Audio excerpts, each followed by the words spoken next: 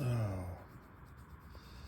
So, I'm gonna go to sleep finally because I just got done with the exterminator. We just had ants on the outside of the house that just would not go away.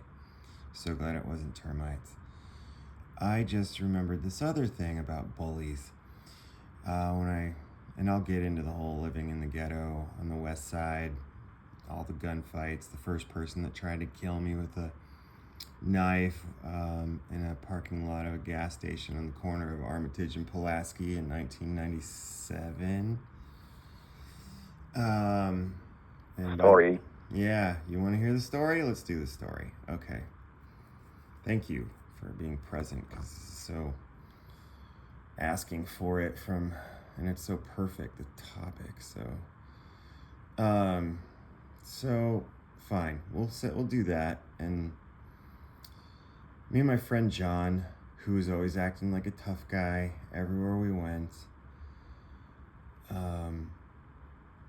decided to take acid and do a bunch of whippets at my 3-bedroom ghetto apartment on a gang border. It was $100 a month for a 3-bedroom, and I inherited it basically from a friend that I went to visit for a summer, and then Equipment.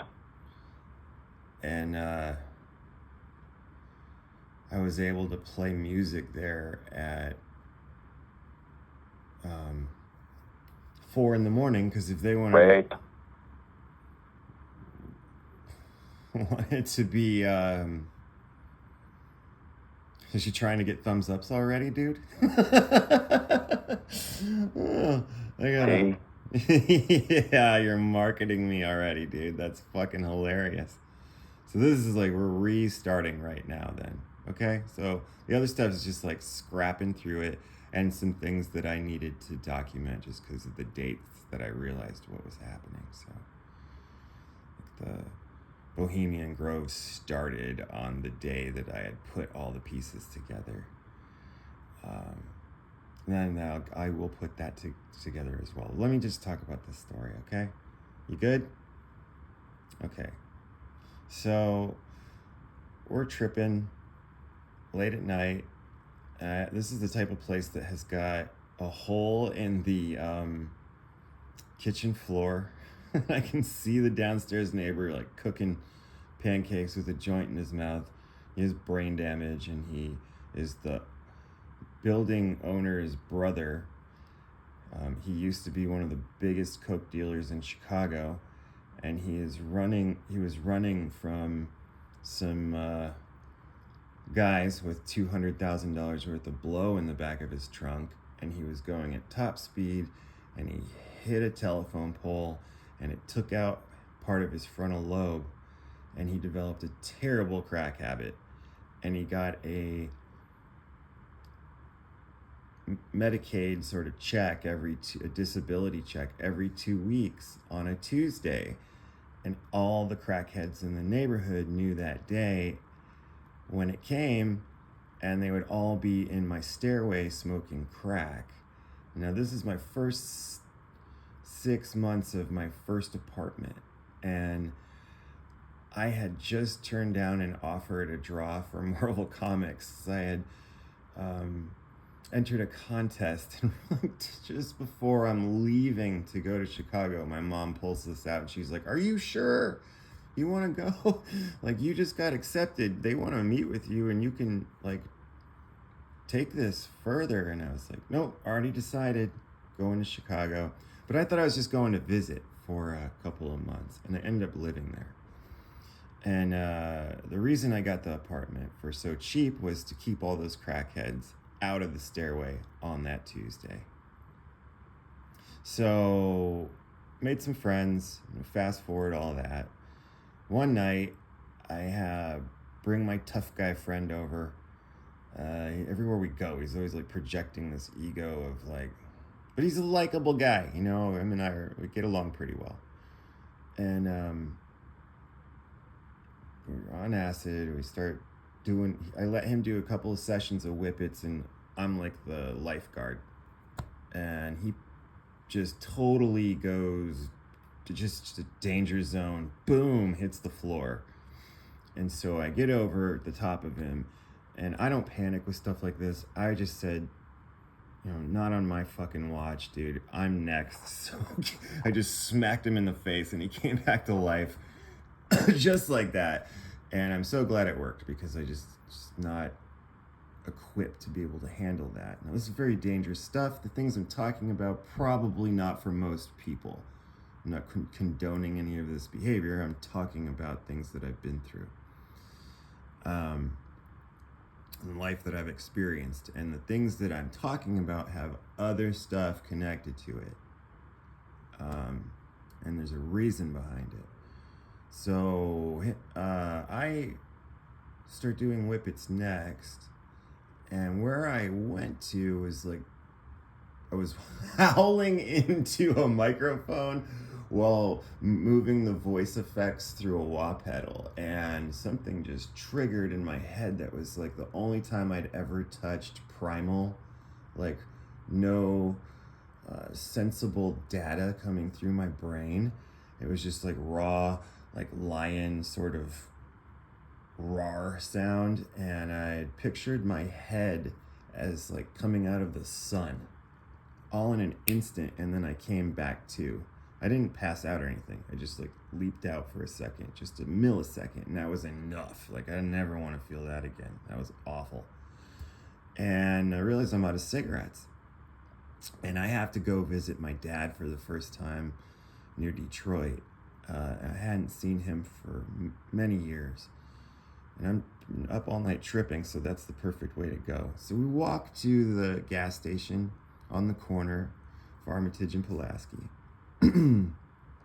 And there's this little shorty folk gangbanger who's no more than like 4.5 feet tall, he was like a Smurf, 3 apples high, and he's like laying into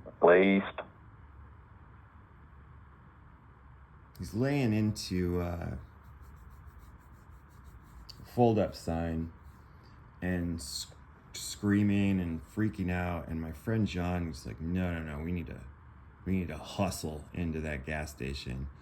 And the dude looks at me, and he's like, you got an extra square, which is cigarette? And I'm like, we're going to get him. I'll get you on the way out, dude.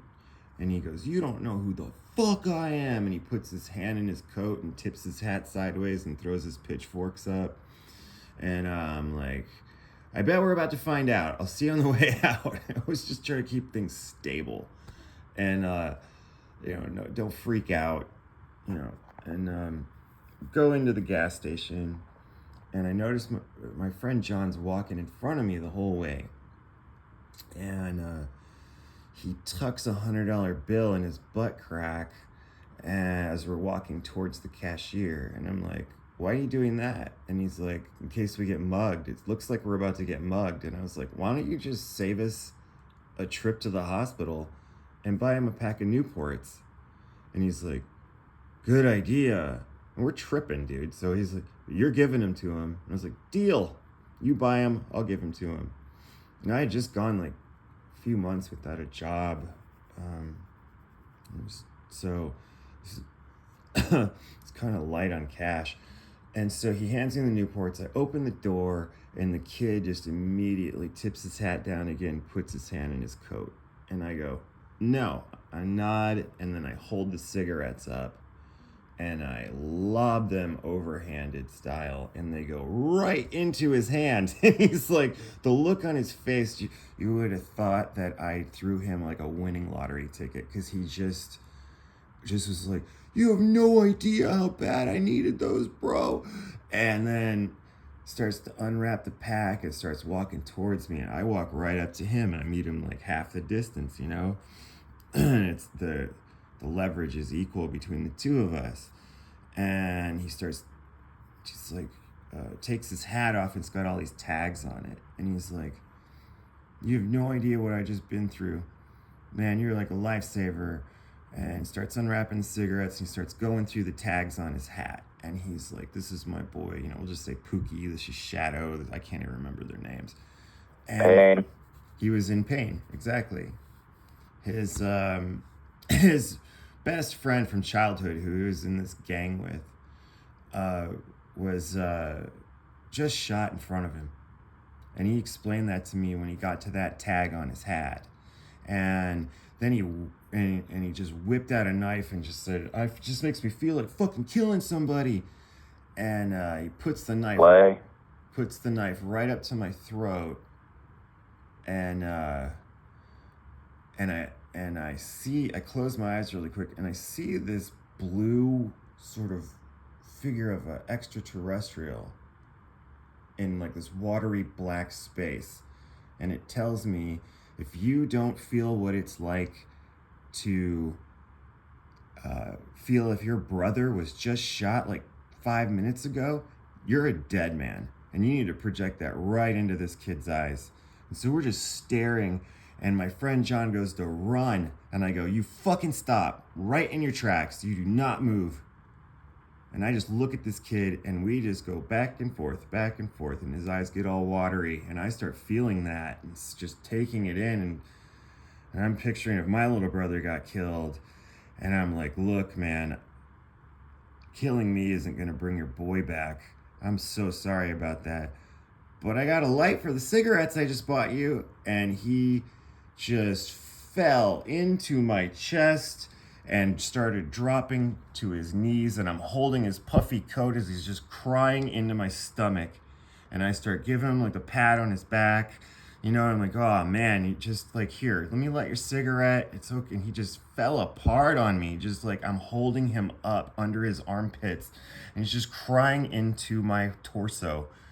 And I get him upright, and I light his cigarette, and I go, "Look, man, just get off the streets before they come back around. I don't want to see this happen to you." And he's like, you're good, man. You're fucking," and he just walked away thanking us. And right then the bus pulled up to take me to the train station.